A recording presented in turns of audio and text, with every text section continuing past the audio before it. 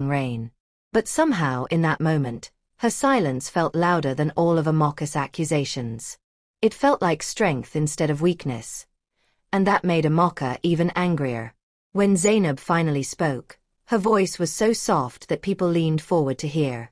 Words don't disappear just because they were spoken loudly. That was all.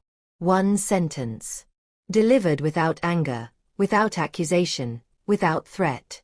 The sentence hung in the air, and for reasons no one could immediately articulate, it felt significant. Like a door closing quietly but permanently.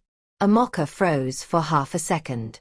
Her eyes narrowed, searching Zainab's face for challenge, for mockery, for anything she could use to justify escalation.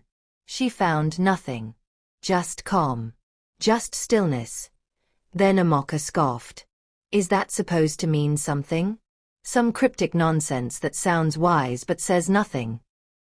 She looked around at the crowd, inviting them to join her dismissal.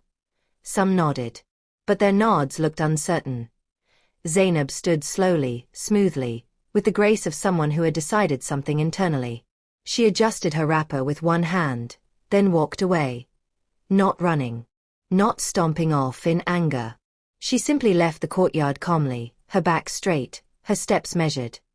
Behind her, Amokha remained, arms crossed, chin lifted, soaking in what she interpreted as victory.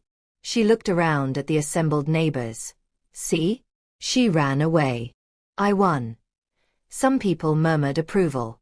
A few women approached to pat her shoulder, to agree that Zainab had been put in her proper place. Amokha accepted their support with satisfaction.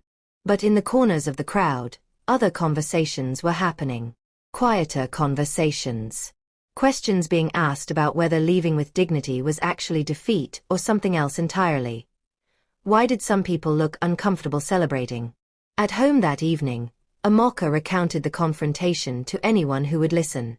She described every insult, every moment of Zainab's silence. You should have seen her face, Amokha said. She had nothing to say. Nothing. She just walked away like a coward. Her husband grunted non-committally. Her children listened with glazed expressions. But Amokha needed more. The praise felt thin.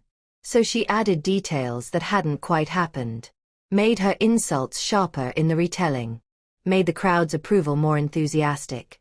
She embellished until the story felt bigger, more worthy of the satisfaction she thought she should be feeling. But even with all the additions, something was missing. The victory tasted bland. The triumph felt lightweight. She went